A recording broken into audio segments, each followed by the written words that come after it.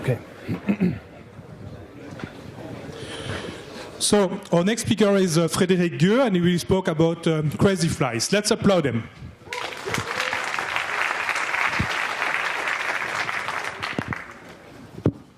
Okay, welcome everyone. My name is Fred. I'm the maintainer of the Android client for the Crazyflie quadcopter.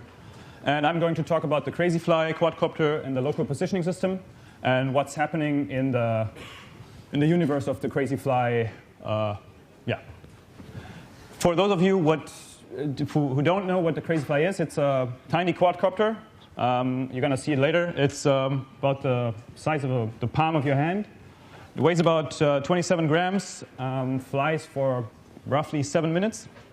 And similar to Arduino, it's expandable with so-called decks. So you have kind of pin headers that you can put stuff on top and on the bottom. It uses a Bluetooth LE connection and also a proprietary radio link with 2.4 gigahertz. And best of it all, it's an open source platform. It is developed by a company called BitCraze from Sweden. And some of the decks that they already did is, for example, an LED ring or an inductive charging pad that you can put underneath. And some of the new decks that are coming out now, for example, the micro SD card deck that's already out now, it can be used for logging files or for storing configuration files. The firmware supports the FAT file system on those micro SD cards. And on the Crazyflie already, there's a pressure sensor, so you can do basic hover mode or altitude hold. To increase the precision, there's also an additional sensor deck. It uses time of flight, and up to a range of 2 meters height, it will be able to be much more precise and do a better hover mode.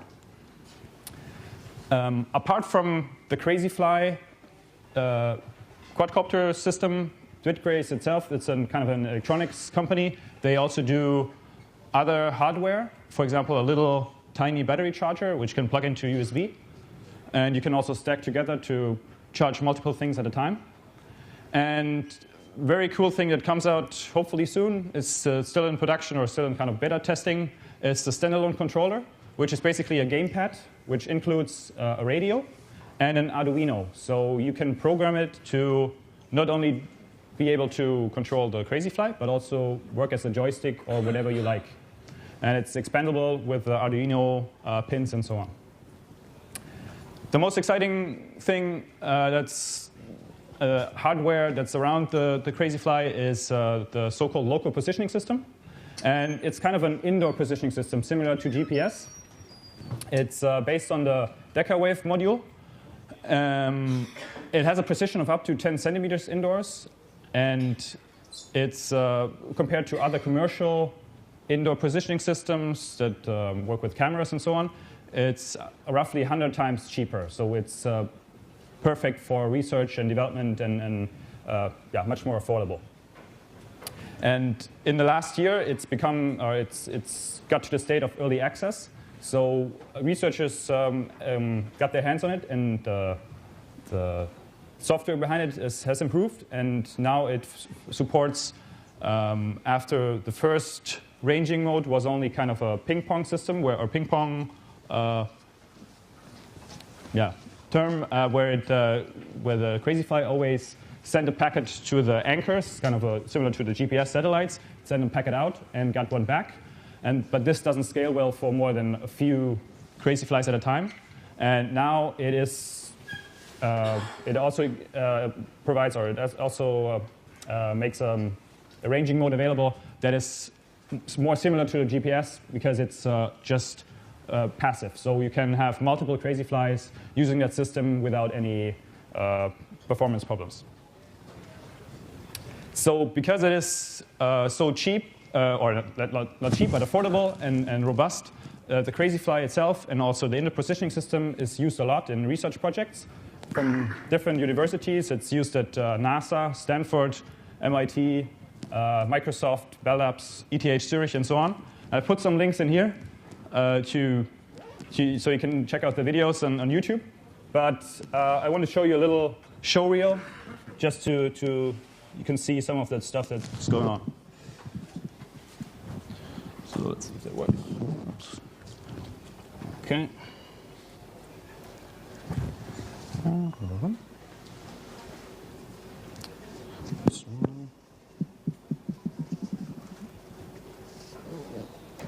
Okay, here we go. Okay, so that's swarm research at USC. And they use a commercial motion capturing system. Costs roughly 100,000 euros. And yeah, they did some impressive work with swarms of Crazyflies. And they even built their logo with the Crazyflies, USC.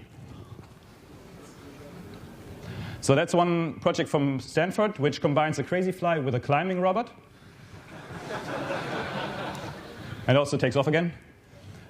You can also paint with Crazyflies.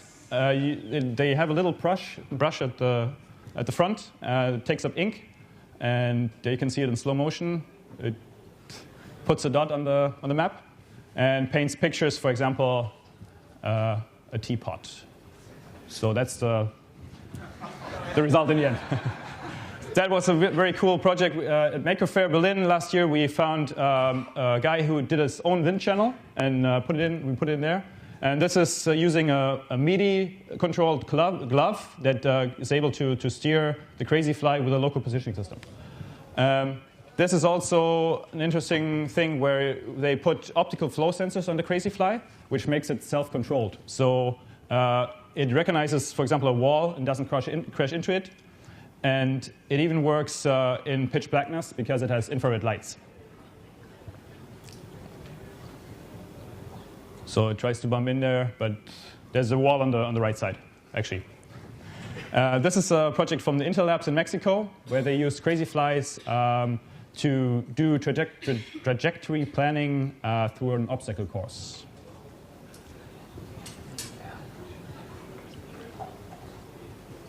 And also very nice Microsoft HoloLens used with augmented reality and gesture control to steer a Crazyflie. It's on the table to the right, and we'll lift up. Yeah.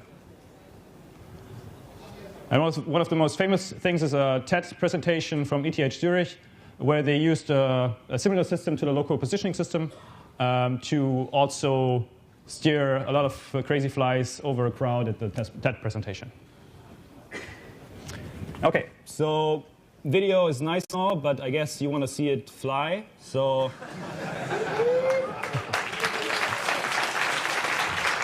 it's coming up. I'm just gonna, oops. Demo. Okay, and I need some light for that. Oh. Ta-da! Okay, here we go. So what I'm using for that is actually my Android phone with a client on it. And it's connected through a little dongle that's up here with the antenna. So that's the Crazyflie. And let's see if it works.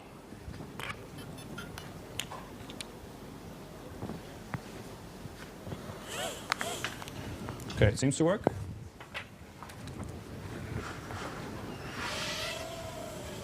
So now, in recent software updates for the Android client, it's also possible to control the LED ring that you see at the bottom.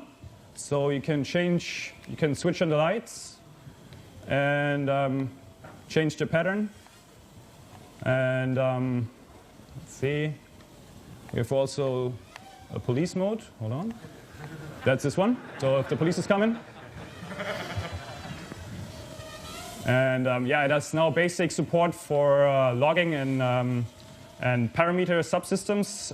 So you can, for example, see the battery level on your phone, and we'll also have some support for graphs and so on in the future, hopefully. And yeah, it's basically, apart from being a great research project, it's a lot of fun to fly. So, yeah.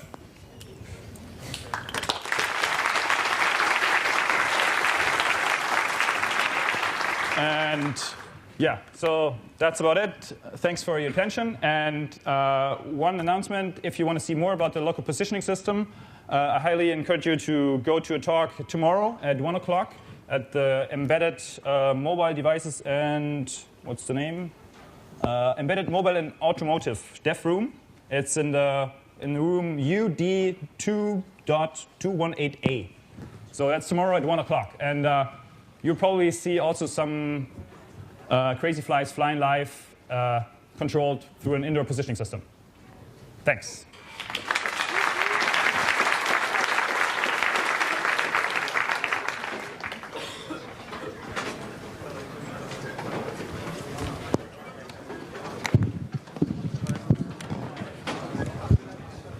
Thanks for the talk, and as a small token of appreciations, we have for you a little box of biscuits and chocolates. Thank you. Here you are. Thank you.